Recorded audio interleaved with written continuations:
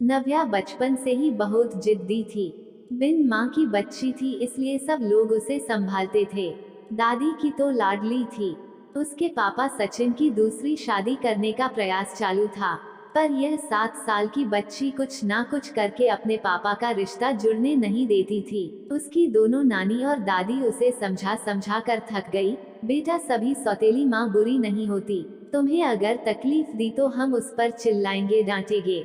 लेकिन उसके मन में बार बार डर आ रहा था कि सौतेली माँ मुझे तकलीफ देगी, पापा भी उसका ही सुनेंगे और उसकी माँ की आखिरी याद मतलब उसका मंगलसूत्र वह भी उस सौतेली माँ को दे देंगे, ऐसे उसे लगता था। सभी को टेंशन हो रहा था कि उसे कैसे समझाए। उसकी माँ मतलब सुनीता एक एक्सीडेंट में 2 साल पहले इस दुनिया से चली गई। तब से लेकर अब तक उस बच्ची को सभी संभालते थे, पर उसकी यह जिद जरा ज्यादा ही थी। कैसे बताएं अभी इसे। उसकी दादी ने उनकी ही मौसेरा भाई की लड़की पसंद कर ली थी। उसकी भी शादी होकर तलाक हो गया था और उसे एक लड़का भी था, पर यह बच्ची सुनने को तैयार ही नहीं थी। वह लड़का है, मतलब उससे ही सब प्यार करेंगे, मुझसे नहीं, ऐसा मन में वहम बिठाए वो इस शादी को नहीं होने देगी, ऐसी जिद पकड़ कर बैठी थी। उसके जिद के आगे सचिन भी नहीं बोल सका। दोनों दादी और नानी काफी चिंतित हो गई। बाद में सुनीता की मां ने समस्या का समाधान निकाला। सुनीता की एक दोस्त माया, जिसकी उम्र हो चुकी थी, इसलिए उसकी शादी तय नहीं हो रही थी। उसके घर जाकर नानी ने सब हकीकत बताई। वो सब सुनने और समझने के बाद भी माया शादी के लिए तैयार हो गई। इस वजह से दोनों नानी और दादी भी काफी खुश हो गए। अब सचिन क्या कहता है, इसकी उनको चिंता हो रही थी। खुद सास ही बोल रही थी, इसलिए जमाई तैयार हो गया लड़की को मिलने के लिए। सचिन ने माया से मिलने का तय किया। मुलाकात के दिन सचिन ने माया से कहा कि मैं सिर्फ नव्या के भविष्य के लिए और अपनी माँ की इच्छा के लिए तैयार हुआ हूँ, मेरी तरफ से बाकी कोई भी उम्मीद मत करो। ये सुनते ही बहुत बुरा लगा माया को, पर कितने दिन घर वालों के ताने सुनूं, इसलिए माया तैयार हो गई और शादी भी हो गई। उसके घर की परिस्थिति इतनी अच्छी नहीं थी, उस वजह से उसके माँ बाप ने माया को कोई भी जेवर नहीं दिए और नव्या ने अपनी माँ का मंगलसूत्र भी नहीं देने दिया। बाद में सुनीता की माँ ने माया की माँ बनकर सब कुछ किया। नव्या माया को बहुत परेशान करती थी। ओ सौतेली माँ, ऐसे ही पुकारा करती उसे। माया थोड़ा सा डांटती या उसे समझाने का प्रयास करती, तब जानबूझकर झूठ मूठ का रोने लगती थी। माया 2 महीने में ही पूरी तरह हताश हो गई।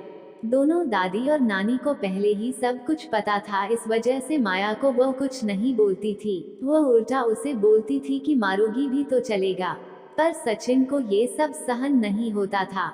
जब परिस्थिति हाथ से निकलने लगी तो माया ने उसकी सहेली को, जो कि एक स्कूल टीचर थी, उसके साथ मिलकर एक प्लान बनाया और सचिन को असली परिस्थिति का सच का पता चले, इसलिए नव्या के ड्रामों का वीडियोस बनाकर उसे दिखाया। पहले माया को ही गलत समझने वाला सचिन सारी सच्चाई से अवगत हुआ और उसने उन दोनों को धन्यवाद किया। प्यार से नव्या को समझाया कि इसके आगे तुम्हें माया के साथ अच्छा बर्ताव करना होगा, उसकी सब बातें सुननी होगी। हालांकि नव्या ने काफी तमाशा किया, पर उसकी साइड लेने वाला कोई भी नहीं है, ये उसे समझ में आ गया। उसको माया पर बहुत गुस्सा आता था।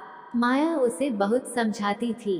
धीरे धीरे माया और सचिन का रिश्ता भी सुधार रहा था, पर पति पत्नी जैसा रिश्ता उनमें नहीं था और वो सचिन ने उसे पहले ही बता दिया था। माया को बहुत बुरा लगता था, उसने अपनी इच्छाएं अपने मन में ही दबा दी। नव्या को उसने सौतेलापन कभी भी दिखाया नहीं, पर नव्या मात्र उसके साथ झगड़ा ही करती थी। धीरे धीरे नव्या बड़ी होती गई। सचिन हमेशा काम के लिए बाहर रहता था। माया नव्या के लिए हमेशा तत्पर रहती थी। उसने नव्या को बहुत प्यार से समझाने की कोशिश की, पर माया को हमेशा असफलता मिली। उसमें सचिन की माँ हमेशा बीमार रहती थी, उनकी वह देखभाल करती थी।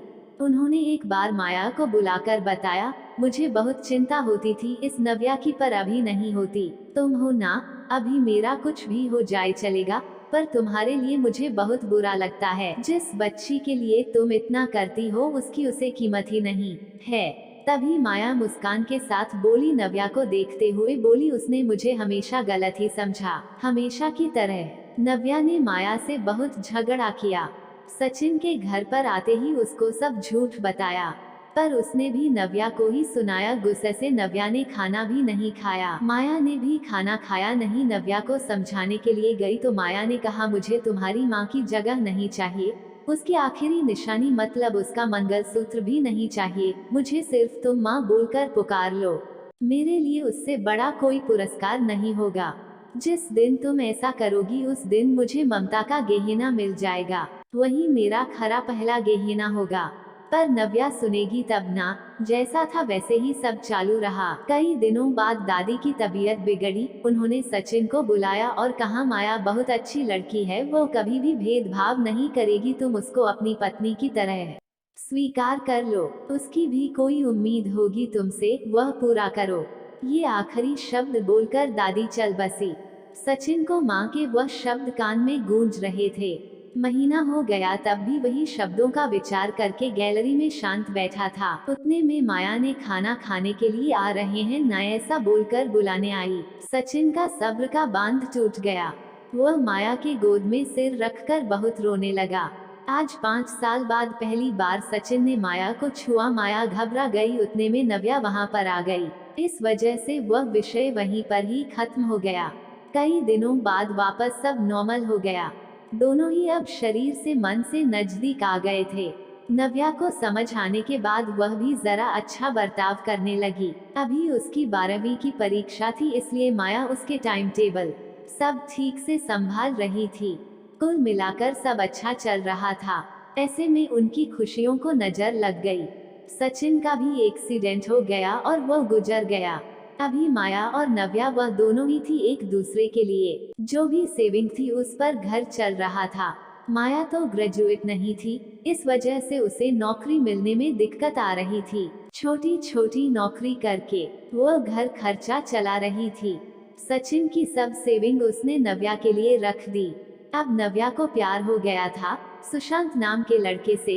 इस वजह से माया ने उनका प्रेम विवाह करने का सोचा। सब लोग अच्छे हैं, नव्या भी खुश रहेगी ऐसा उसे विश्वास था।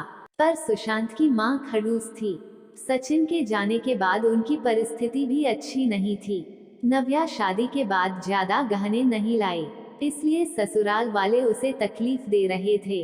उसकी सास की सहेलियां घर पर आई थी नई दुल्हन से मिलने। तब नव्या की सौतेली माँ के बारे में बुरा भला बोल रही थी। सौतेली माँ है ना, इसलिए ऐसा जानबूझकर किया होगा। सब कुछ खुद के लिए रखा होगा और बेटी को लंका की पार्वती बनाकर सिर्फ मंगलसूत्र पहनाकर भेज दिया और हंसने लगी। अभी उसका खुद पर नियंत्रण टूट गया। मेरी माँ की आखिरी याद मतलब यह मंगलसूत्र है, जो मेरी इच्छा थी कि मैं ही इसे पहनूं। यह मंगलसूत्र मेरी माँ का आशीर्वाद का हाथ है और मेरी माया माँ को बुरा भला बोलने का तुम्हें कोई भी हक नहीं है। आज वह है इसलिए मैं हूँ। उन्होंने मुझे अच्छे संस्कार दिए, डिसिप्लिन सिखाया, संयम और बड़ों का सम्मान, ये सब बातें कोई भी उम्मीद ना रखते हुए सिखाया।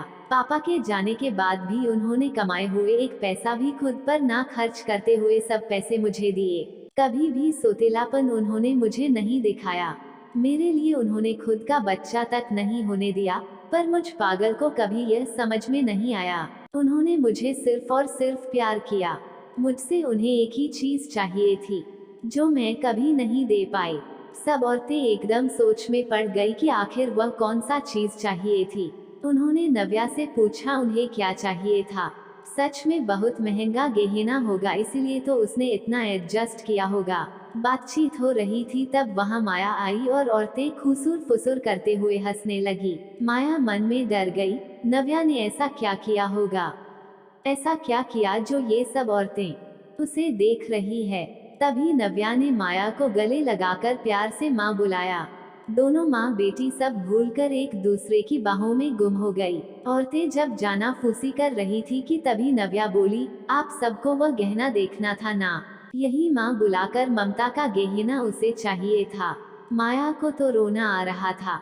दोनों सचिन और दादी के फोटो के सामने खड़े रहकर उनको हाथ जोड़कर खड़े थे। नव्या ने उनसे माफी मांगी और माँ को कभी खुद से कभी दूर नहीं करूंगा ऐसा वचन दिया। दोस्तों, समाज में कई गलत बातें, भावनाएं बनी हुई होती है जो जाने अनजाने बच्चों तक भी पहुंच जाती है। हमें बच्चों को और खुद को भी इस बात को समझाना होगा कि हर पुरानी बात पूरी तरह या हर किसी के लिए सच या एक समान नहीं होती है। दोस्तों, वीडियो देखने के लिए बहुत बहुत धन्यवाद। दोस्तों, चैनल को लाइक शेयर कमेंट और सब्सक्राइब जरूर करें। धन्यवाद।